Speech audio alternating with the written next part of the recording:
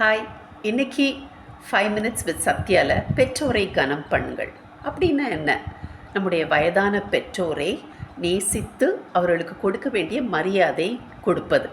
இப்போ நம்முடைய விரல்களை பிடிச்சு நம்மளுக்கு நடக்க பழக்கி கொடுத்த நம்ம பெற்றோர் அவங்களுடைய வயசான காலத்தில் நடக்க எல்லாம் தடுமாறும் போது அவங்களுக்கு ஒரு கைலாக கொடுத்து உதவி செய்வது நம்முடைய கைகளாக தான் இருக்கணுமே ஒழிய ஏதோ ஒரு ஓல்டேஜ் ஹோமுடைய அரவணைக்கும் கரங்களாக இருக்கக்கூடாது.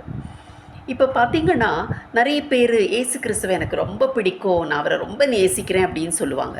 ஆனால் அவங்க அவங்களுடைய பெற்றோரை நேசிக்க மாட்டாங்க. அப்போ நானும் யோசித்து பார்த்தேன், ஏன் இப்படி இருக்குது அப்படின்னு சொல்லிட்டு. இப்போ ஏசு கிறிஸ்துவை நான் ரொம்ப நேசிக்கிறேன் 2 கையும் விரித்து அப்படி சொல்கிறவங்க பார்த்திங்கன்னா அவங்களுடைய அன்பை நம்மளால் அளக்க முடியாது. ஆனால் இது நான் பெற்றோரை நேசிக்கிறேன்னு சொல்லிவிட்டு அந்த பெற்றோரை கொண்டு போய் ஓல்டேஜ் ஹோமில் விடுறாங்க. இல்லைன்னா அம்மா அப்பா நீங்கள் தனியாக அந்த வீட்டில் இருங்க, நான் மாதம் மாதம் உங்களுக்கு காசு அனுப்பிடுறேன் அப்படின்னு சொல்லி தனியாக விடுறாங்க அப்படின்னு வச்சுக்கோங்களேன். அப்படின்னா அவங்களுடைய அன்பு தணிஞ்சு போயிடுச்சு இல்லையா? அப்போது அவங்களுக்கு அந்த பெற்றோரிடத்தில் அன்பு செய்கிறேன்னு சொல்கிறதும் அவங்க நடைமுறையில் காட்டுறதும் ரெண்டும் டிஃப்ரெண்ட்டாக இருக்குது. காரணம் என்ன வேணால் இருக்கலாம். இப்போ சொல்லலாம், என் மனைவிக்கு என் பெற்றோரை பிடிக்கவே இல்லை, அட்ஜஸ்ட் பண்ணவே முடியல, அதனால அவங்கள கொண்டு ஓல்டேஜ் ஹோமில் விட்டேன் அப்படின்னு சொல்லிட்டு.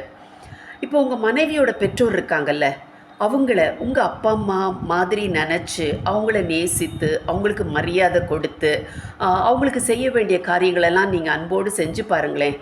ஆட்டோமேட்டிக்காக உங்கள் மனைவியும் அவங்க பெற்றோரை நேசிப்பாங்க, மரியாதை கொடுப்பாங்க, அவங்களுக்கு செய்ய வேண்டிய காரியங்களெல்லாம் செய்வாங்க. இல்லைனா ஒருவேளை நீங்கள் சொல்லலாம், எங்கள் அப்பா அம்மாவுக்கு ரொம்ப வயசாயிருச்சு, எப்போ பார்த்தாலும் நொய்யின்னு பேசிக்கிட்டே இருக்காங்க, எதையாவது கேள்வி கேட்டுக்கிட்டே இருக்காங்க, என்னால் டாலரேட் பண்ண முடியல, அதனால் கொண்டு போய் ஓல்டேஜ் ஹோமில் விட்டேன்னு. கொஞ்சம் அப்படி பின்னோக்கி போய் யோசிச்சு பாருங்கள். நீங்கள் சின்ன பிள்ளையாக இருக்கும்போது அது என்ன, இது என்ன, இது ஏன் இப்படி, அது ஏன் அப்படின்னு எவ்வளோ கேள்வி கேட்டீங்க அப்பா அம்மாட்ட. அவங்களும் சலிக்காமல் வாய் வலிச்சாலும் பதில் சொல்லிகிட்டே இருந்தாங்கல்ல. அந்த பெற்றோர் இப்போ வயசான காலத்தில் இருக்கும்போது கொஞ்ச நேரம் பக்கத்தில் உட்காந்து பேசித்தான் பாருங்களேன், அவங்க எவ்வளோ சந்தோஷப்படுவாங்க தெரியுமா? பைபிளில் ஒரு வசனம் இருக்குது. எபேசியர் 6ஆம் அதிகாரத்தில் 2ஆம் வசனம் 3ஆம் வசனம். அந்த வசனங்கள் என்ன சொல்லுது அப்படின்னு சொன்னால், உனக்கு நன்மை உண்டாயிருப்பதற்கும் பூமியிலே உன் வாழ்நாள் நீடித்திருப்பதற்கும் உன் பெற்றோரை கனம் பண்ண வேண்டும் என்பதே வாக்குத்தத்தமுள்ள முதலாம் கற்பனையாக இருக்கிறது. எல்லாருக்கும் நன்மை வேணும்னு ரொம்ப ஆசை தான் இருக்கும். எல்லாருக்கும் பூமியில் நீண்ட நாள் வாழணும்னு ஆசை தான். ஆனால் இந்த 2 ஆசீர்வாதங்களும் கிடைக்கணும் அப்படின்னு சொன்னால் ஒரு கட்டளை இருக்குது. அது என்னது? பெற்றோரை கனம் பண்ண வேண்டும். இப்போ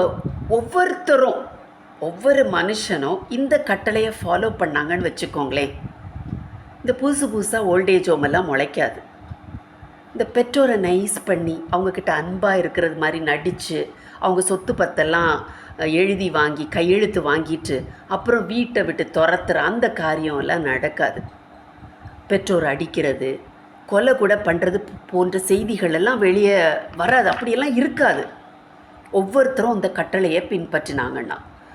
ஒன்று மட்டும் ஞாபகம் வச்சுக்கோங்க, உங்களுடைய பெற்றோரை, உங்களுடைய மாமனாரை மாமியாரை நீங்கள் நேசித்து அரவணைச்சு அவங்கள அன்போடு நீங்கள் வச்சுக்கிட்டிங்கன்னா நிச்சயமாகவே உங்களுடைய வாழ்க்கையில் நீங்கள் இந்த உலகத்தில் வாழும் இந்த வாழ்க்கை போது உங்களுக்கு கடவுளுடைய ஆசீர்வாதம் நிச்சயமாகவே இருக்கும்.